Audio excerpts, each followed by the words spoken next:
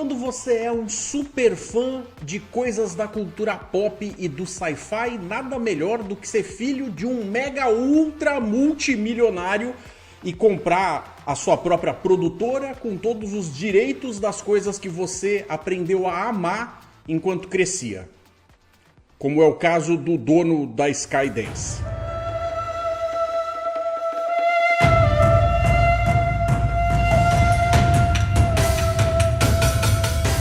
Salve telanautas, eu sou o Heitor Teixeira, que também sou mega fã de sci-fi e de coisas da cultura pop, mas de longe não tenho tanto dinheiro assim quanto eu gostaria ou precisaria para financiar projetos bacanas. De qualquer forma, eu vou agora fazer um review, um comentário extenso aqui a respeito de Terminator Zero. Essa animação com jeitão de anime que acabou de sair hoje, dia 29 de agosto de 2024. Ao contrário do que a galera tem colocado nos memes por aí, a coisa que deveria ter acontecido em 97, que, diga-se de passagem, é aonde a maior parte dessa animação acontece. De qualquer forma, eu vou deixar um aviso para vocês. Vou fazer todos esses comentários do ponto de vista de um fã e não necessariamente de um crítico que vai ficar buscando todo aquele papo mais metafísico, metalinguístico e com todos os aparatos que alguém que cursa a escola de cinema acaba querendo trazer. Que tem opiniões válidas, mas não é o ponto aqui. Essas coisas acabam afetando coisas da minha própria história, do como eu acompanhei essa franquia ao longo de todo o tempo. E se você tá aqui assistindo esse vídeo, eu imagino que você também goste ou, no mínimo, esteja curioso para saber qual é que é a dessa animação. Que já que não surgiu do nada e não é uma coisa original, obviamente, tá presa em uma história muito maior do que ela e, portanto, carrega consigo toda uma carga de expectativas. Expectativas essas que cada um tem a sua forma de analisar, de enxergar, de julgar, e tá tudo certo. Mas de qualquer forma, eu tenho a minha e eu pretendo compartilhar com vocês. Espero que vocês gostem ou pelo menos respeitem a minha visãozinha. A gente tem visto aí uma tendência dos estúdios tentarem trazer de volta ou manter meio que a aparelhos algumas franquias vivas a todo custo.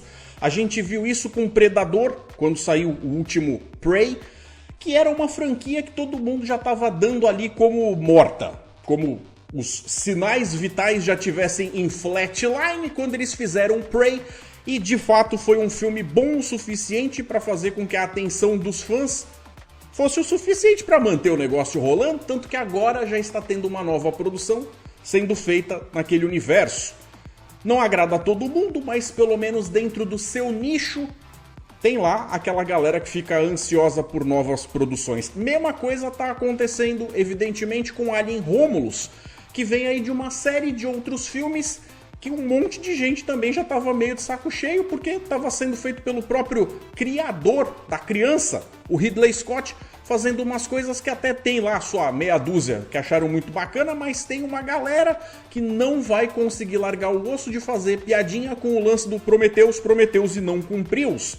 De qualquer forma, chegou a vez do Exterminador, que é também outra franquia que teve aí uma cacetada de sequências, que teve qualidades variáveis, aonde eu particularmente consigo me divertir com todos por motivos diferentes, mesmo tendo critério o suficiente para saber que teve um bocado de babaquice enfiada nos filmes que foram lançados até agora. Não apenas filmes, porque também teve uma série, isso sem falar da vida dessa história nos games e por aí vai.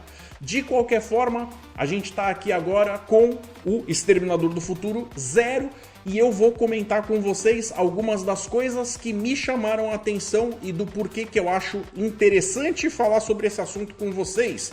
A primeira pergunta que eu acho que qualquer um vai fazer é: mas e aí, Heitor? No fim das contas, é bom? Vale a pena assistir? Eu acho que a resposta é meio óbvia. Se você é fã do tema, da franquia, você vai assistir nem que seja por curiosidade. Pelo menos para ter o direito de falar mal sem parecer bobão.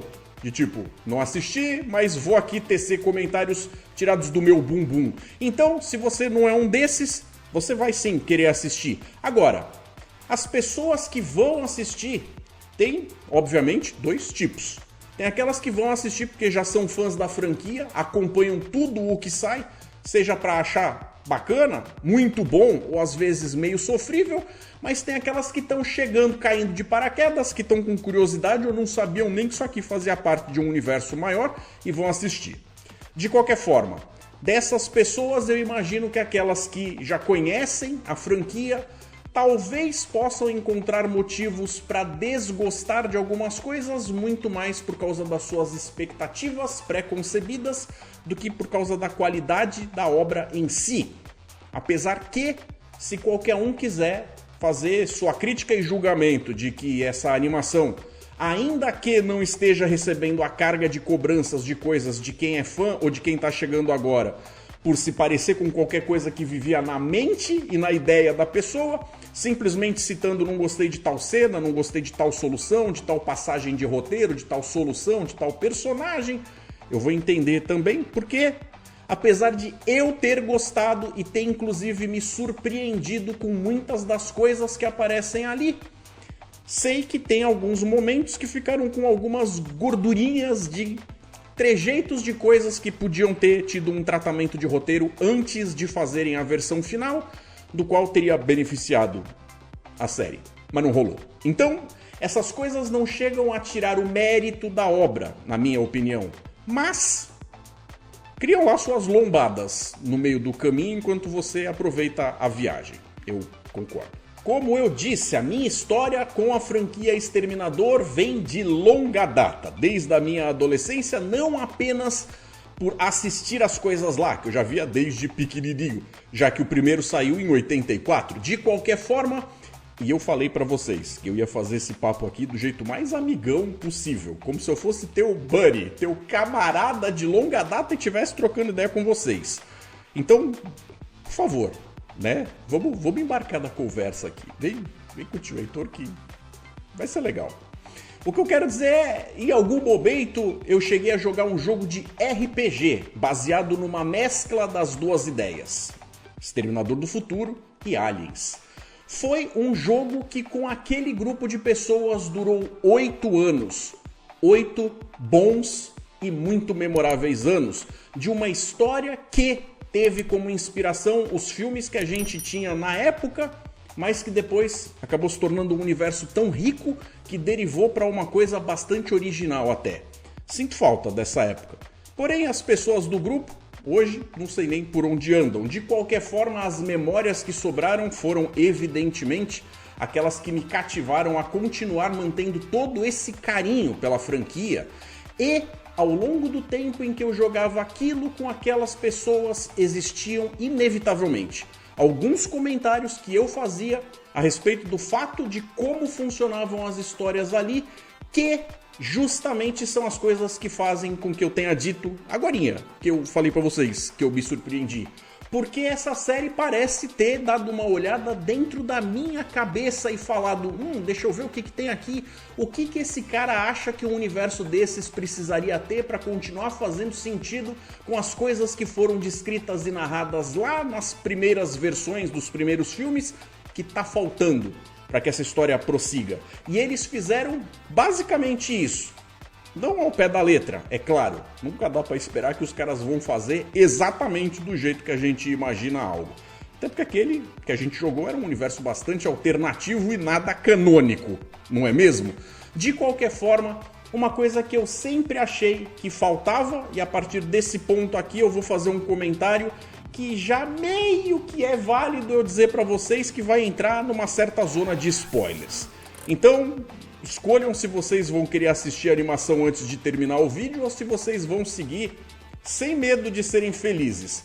Porque, na verdade, o primeiro e o segundo filme do James Cameron, que eu acho praticamente impecáveis, não são tão impecáveis assim. Eles têm um defeito de um conceito lógico que me deixa encafifado desde sempre e que essa aqui foi a primeira produção onde alguém se deu ao trabalho de pensar nisso.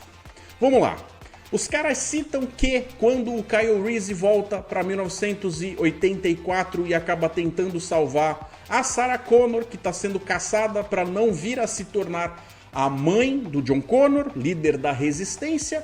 Ele acaba falando que no ano de 1997, isso é estabelecido inclusive até o segundo filme, com todos os eventos e tal, vai acontecer o dia em que a Skynet se torna autoconsciente e quando descobre que estão tentando puxar o fio dela da tomada e desligá-la, ela não tá a fim de morrer, tá a fim de largar o osso, e aí o que ela faz é soltar os mísseis dos Estados Unidos contra a Rússia, contra o continente do leste europeu, e aquele negócio todo, sabendo que vai rolar retaliação.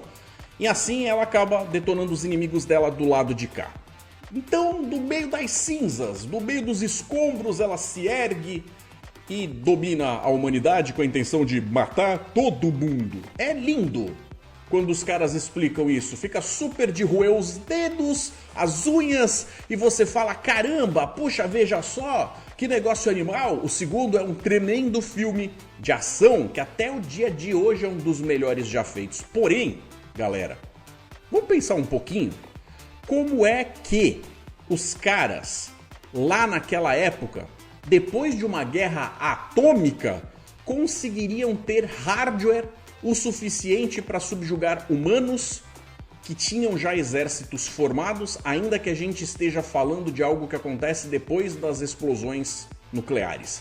Porque pensem comigo, para você fazer uma coisa dessas, você precisa de um maquinário que consiga caminhar, se locomover no mundo todo destruído, o que já é difícil o suficiente no mundo como ele está agora, com tudo bonitinho, as estradas e rodovias acontecendo, o correio funcionando, os caminhões podendo levar a sua logística de venda das fábricas até as lojas, as comunicações, a internet, os hospitais, tudo rolando bonitinho. A gente agora, em 2024, ainda não tem robôs que sejam capazes de fazer o que seria necessário para subjugar a espécie humana, como se fosse um exército das máquinas. Agora, no ano em que a gente está, imagina em 97. Então, quando a gente estava em 84, isso até era perdoável, porque essa data ficava no futuro e parecia aquele tipo de coisa que você falava, não sei o que vem lá pela frente, vai que o filme acerta. Vai que até lá tem tecnologia o suficiente. O grande lance é, o segundo filme, que foi feito alguns anos depois, se passa alguns anos depois do ano em que foi feito, mas ainda antes de 1997.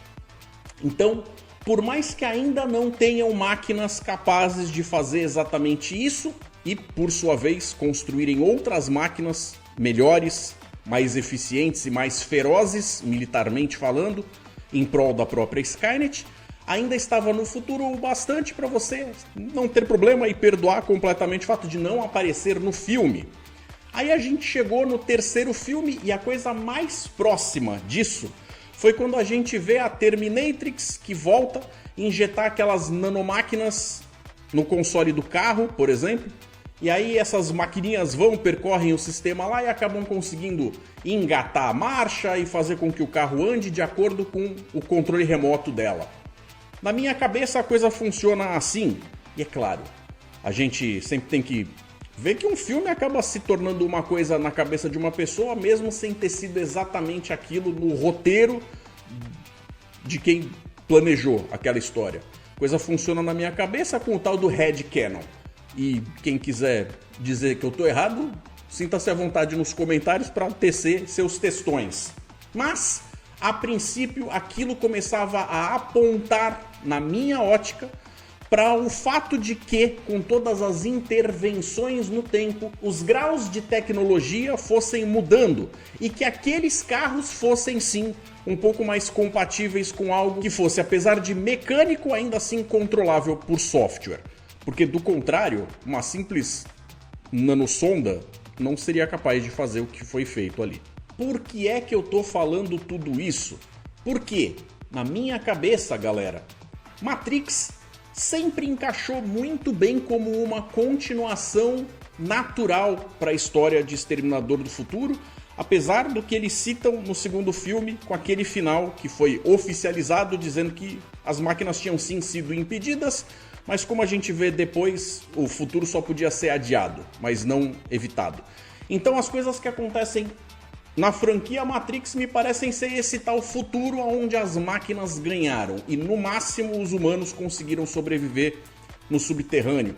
De qualquer forma, a coisa mais interessante a ser citada seria a animação de Matrix, que teve vários animes feitos por pessoas diferentes, mas teve duas partes que foram a Segunda Renascença, parte 1 e 2, que conta justamente o começo da guerra, aonde, vejam vocês, eles tinham uma força operária de robôs espalhados por todos os lugares, apesar de eles não estarem em um ano que seja compatível com as histórias do Exterminador do Futuro, nesse futuro onde eles estão, isso era verdade. E apenas assim aquilo se torna algo viável para que a guerra tenha acontecido daquele jeito, quando você tem aquelas máquinas para construir máquinas melhores e ainda mais potentes e inteligentes que vão vir a se tornar a Matrix e 01, que é a cidade das máquinas, do fim das contas.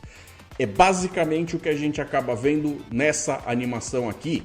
Nessa animação, nessa versão da timeline, que é outro assunto que também está completamente dentro disso que eu estou falando com vocês, da minha visãozinha de fã. Nesse tempo de 1997, a tecnologia que está lá é muito superior a que tinha nesse ano, aqui do mundo real. Acredita em mim, eu sei, eu tava lá. Então, isso é uma das coisas que esta animação traz de novo, que me surpreenderam positivamente, deles darem atenção para esse detalhe que sempre me encafifou, eu sempre achei que ficou faltando. Tá certo que quando você assiste a série, você vai ver que o que eu estou descrevendo tá lá de fato, apesar de não estar lá no lugar que devia estar. Porque se os outros filmes, e a própria série da Sarah Connor, a gente vê do ponto de vista do pessoal que está lá em Los Angeles, nos Estados Unidos e tal, dessa vez a gente sai desse eixo e vai para outro núcleo de personagens com as histórias se passando no Japão. O que também é bacana, apesar de partir de uma premissa muito próxima daquela coisa de um vai para salvar e o outro vai para ferrar com tudo. De qualquer forma, essa é só a primeira impressão que a gente tem no começo dos primeiros episódios. Depois a gente descobre que apesar disso ter acontecido, sim, o buraco é um pouquinho mais embaixo. E inclusive eles expandem uma ideia que foi plantada e regada no quinto e no sexto filme, quando eles deixam mais ou menos claro que existem linhas do tempo paralelas. Mais ou menos que nem acontece na série do Loki. É quando a gente começa a perceber que esse negócio de interferir com a linha do tempo acaba gerando realidades alternativas, ou dimensões paralelas, como você queira. Agora, dessa vez eles falam isso com todas as letras, eles admitem que as informações que eles acabam conseguindo ao longo do tempo acabam fazendo eles terem isso como algo que está cravado. Então, outra coisa bastante interessante e positiva que essa série trouxe foi a noção de que você não tem como voltar e interferir impedindo o futuro de acontecer, porque se você mudasse aquele futuro, você nem tinha motivo para voltar em primeiro lugar. Então seria como eles citam em alguns dos últimos episódios, tentar reverter o curso de um rio, simplesmente jogando uma pedrinha nele. E não é bem assim que a coisa vai acontecer. Agora, você pode, com uma pequena interferência, causar pequenos desvios. E você pode fazer com que o rio lá na frente não tenha exatamente a cara que ele tinha antes. O que pode ser benéfico. E aí entra um outro filme que traz uma mensagem que eu acho também extremamente compatível com a proposta que a gente tem aqui, que acaba cedendo uma ideia para cá que eu acho que cabe perfeitamente. Filme do Matthew Broderick, começo de carreira, quando ainda era um jovenzinho, chamado Jogos de Guerra. Alguém aí dessa minha audiência madura lembra de que filme eu estou falando? Quando o rapaz resolve jogar com o computador e aí ele acaba descobrindo que ele está criando de fato a proeminência de uma guerra atômica entre Estados Unidos e Rússia. E aí depois, no final do filme, o computador que calcula todas as coisas chega na conclusão de que ambos os lados, em qualquer das hipóteses, iria se aniquilar, sendo que a melhor jogada é não jogar. Então, galera, você acaba se perguntando, ok, Heitor, tudo bem, se eles voltam no tempo sabendo que eles não vão mudar o negócio lá na frente para reverter, impedir a guerra, Por que eles fazem isso em primeiro lugar? Bom, galera, vamos deixar assim. Eles querem fazer pequenas mudanças, às vezes até mais relevantes por causa do amor que eles sentem por algumas pessoas específicas e inclusive pelas máquinas, que vai poder dar a esperança de que um dia essas pessoas e essas máquinas possam coexistir em paz. É aí que a gente tem a inserção da inteligência artificial Kokoro, que a gente acaba descobrindo que esse nome, em japonês, que tem 3 partezinhas, Kokoro, acaba significando 3 coisas que são representadas pelas 3 hologramas diferentes que acabam interagindo lá com o Malcolm Lee. E, no fim das contas, a ideia seria que ele deveria convencer a esta inteligência artificial de que nós, seres humanos, apesar de sermos uns bando de uns bostinha, merecemos um pouco de piedade sim. Que nós temos valor e que há esperança, porque somos uma espécie jovem que, apesar de estar tropeçando aí nesse começo, ainda tem um bocado de coisa pela frente. E a própria inteligência artificial pode fazer parte de uma amálgama, onde a gente se junte e evolua enquanto um grupo simbionte que tem aquela sinergia gostosa. Mas para isso ele vai ter que convencer a tal da inteligência artificial. E essas talvez sejam algumas das partes mais morosas que tem na animação, apesar de eu ver esse como sendo um movimento bastante atrevido por parte dos produtores, que conseguiram se dar ao trabalho de descer em níveis filosóficos que antes a gente só tinha visto algumas pinceladas. Aqui a gente tem o tempo de degustar cenas inteiras, apesar de que às vezes elas se tornam um pouco longas demais e às vezes um pouco repetitivas demais. Inclusive quando o assunto é justamente a ligação familiar e as escolhas entre amor e dever que os personagens acabam apresentando. Eu diria que essa animação acaba expandindo grandemente as coisas que a gente tem dentro da franquia, inclusive de uma forma que já deixa margem para que todo o resto coexista com o que a gente tem aqui, sem necessariamente precisar ser reescrito ou sobrescrito, respeitando assim as obras de outros produtores anteriores. Inclusive, uma outra característica que eu vejo nessa série curta de 8 episódios é a de que muitas ideias soltas, mas valiosas, são pinçadas de outros filmes e inclusive da série para poder fazer aqui uma entrada de uma forma que dá corpo para a historinha que está sendo contada. Então, no fim das contas, foi uma história gostosa de assistir, que o fato de não mudar o todo está justificado dentro da própria série. Não sei, no fim das contas, se essa animação vai agradar tanta gente assim, já que esta é uma franquia com um fandom cada vez mais enxuto, porque tem um monte de gente que está abandonando o barco a cada nova produção que sai, porque sai insatisfeito. Mas eu imagino que ela vai sim dar bastante o que falar para quem gosta do que está vendo lá e consegue enxergar além das pataquadas dos roteiros anteriores, fazendo com que a galera tenha coisas bacanas para discutir e enriquecendo outras mesas de RPG, de grupinhos espalhados por aí. Espero eu, mais jovens, que eu já tô meio velho para isso, apesar de querer bastante voltar a fazer. Então é isso, galera. Esses são os meus 2 centavos a respeito dessa produção, que eu acabei de assistir, maratonando, e consegui vir gravar para vocês as minhas impressões a respeito do todo. Apesar de ter alguns clichês e alguns checklists de coisinhas que tem que ser repetidas, parece que essa é uma máxima nas produções modernas, que se referem a coisas do passado. Você tem que fazer frasezinhas e eventos que são exatamente iguais ou referenciam coisas que você já viu à exaustão. Mas nem isso estragou a minha apreciação dessa obra. Eu vou ficando por aqui. Um forte abraço, galera. E até mais.